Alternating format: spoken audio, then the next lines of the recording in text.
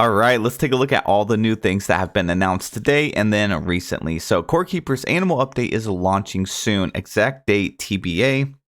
I don't know when they're going to release this, but the fact that they're saying launching soon, that has to be within 2 to 3 weeks. So I'm really hoping we get this before mid-May, which is kind of where I was expecting this to drop.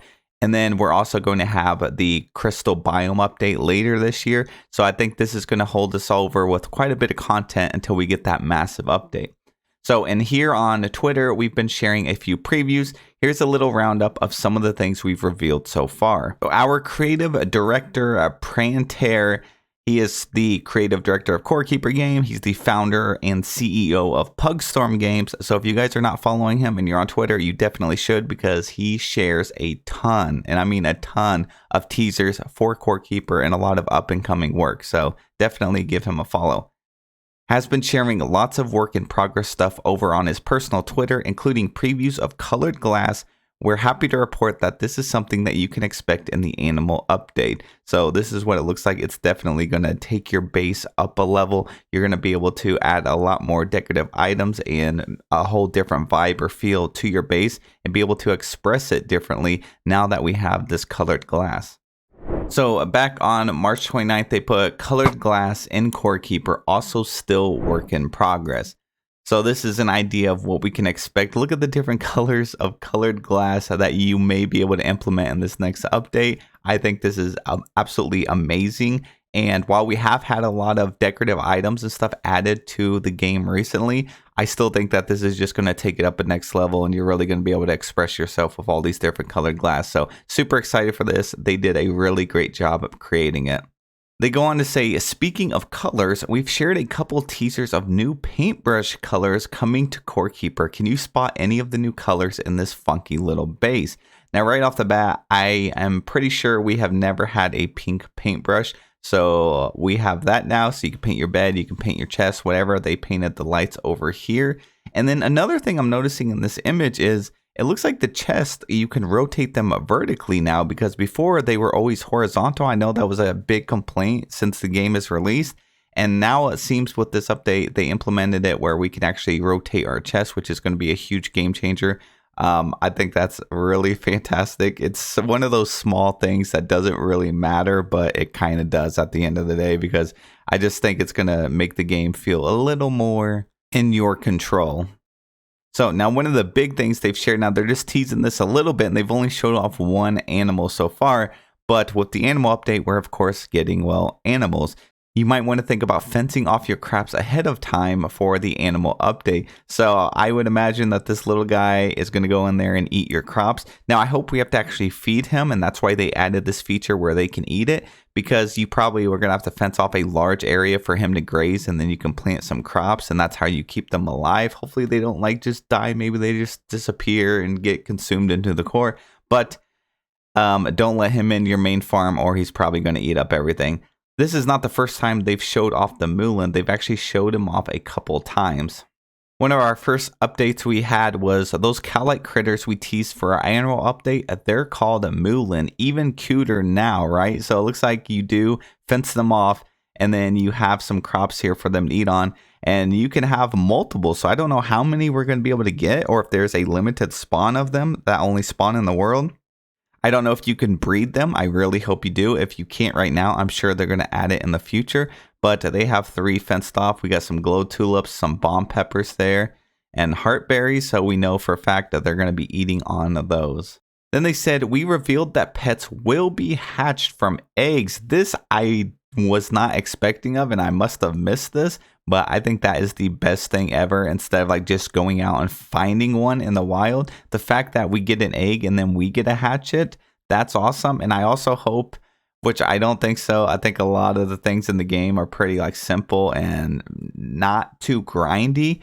I really was hoping that they would make the animal update and the animals a little more of a grind, and not exactly like make it Pokemon where you have to collect them all. But if we can go out there and find these eggs, it looks like they're just going to be in a structure, snatch them up, and then have to do quite a bit of requirements or take a while to actually hatch them. I think that'd be really cool, especially if we can end up eventually at some point get some rare versions of like the cows or maybe get them where you can breed them into other colors.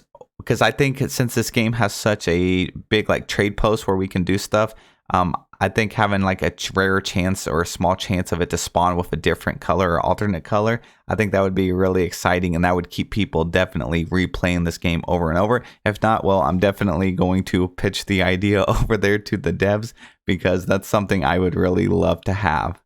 So it says, we revealed that Petch will be hatched from eggs that you'll be able to find throughout the underground. What kind of Kali creature do you think hatches from this egg? I'm not sure how many creatures they're going to add with the first update. Personally, I don't think it's going to be too many, probably 5 or less, but if we get more, that's awesome. I'm really not sure what this creature could be. Tep Poo over here says, I'm not sure if it's a swan or a cat. They could be. I'm hoping they add cats to the game. I know a lot of people would love to see a dog, but I just hope that we have at least 5 or more creatures to pick from. And I like how the cow had its own little unique spawn and design on it than just a standard cow, because I really like that we're able to differentiate this from the other animals in like Animal Crossing, you know, or not Animal Crossing, like Harvest Moon and Stardew Valley, where they're kind of just your standard cow that you already know and love. But this is like the core keeper version of the cow, and I think that's awesome. And finally, we showed off a long-awaited community request featuring the bucket. No more digging canals all the way to your base. I feel like they're calling most of us out right here, because that's what we always had to do. I actually made a video on this like when the game first came out, because we were dragging the different types of water all the way from their sources, and now you can just pick up a bucket, go and pick up like some mold water, and then bring it back to your base and then throw it. And this is actually a really great feature for fishing, because as long as you have the specific type of water, you can have them all inside your base and fish from them and catch the different types of items and fish and valuables and all that good stuff. So we have a lot of great things up and coming with this new update. And then a few days before this, they said, here's another community request, a feature we've been working on. So this is kind of showing the bucket in action. You can get your mold water, you can take it to a pond or river or whatever you want in your game, and you can turn it all into mold water. I'm not sure how you're going to be able to turn it back. I'm sure there's a tier system, like you can put mold water here in the regular water, but you might not be able to put like regular water into mold water. Or if they do make it that way, that would be even better. Like if it's a sealed off area of water, no matter what bucket you dump in it, or even if it's lava, it takes over the form of the previous one. I think that would be really great, because I don't want to have to worry about, oh, I accidentally put mold water and now 90% of my map is flooded because I didn't have any sections sealed off. So I'm hoping all water sources will be able to cover each other. So I want to touch back on the roadmap, because we're actually almost finished with this roadmap. We had all of this stuff that came out last year. The big ones, of course, was like the Desert of Beginnings and the Sunken Sea update. Oh my gosh, I love those updates. Those were massive. We had the Quality of Love in February. And then they gave us the little anniversary event, which gave us some cosmetics. We got the Cherry Blossom Festival. They introduced some Japanese elements to the game. Another great decorative item is the cherry blossom trees. We had the Easter event just recently, and now we're moving into the animal update. And then later in 2023, I would expect it's probably going to be around summertime, probably July-ish, maybe September for this update. I'm hoping that's what they go for. I really don't want to have to wait like 6 months. But it's going to be a very massive update, and I know that this is something to keep your eye out for. But the animal update seems to be very large as well.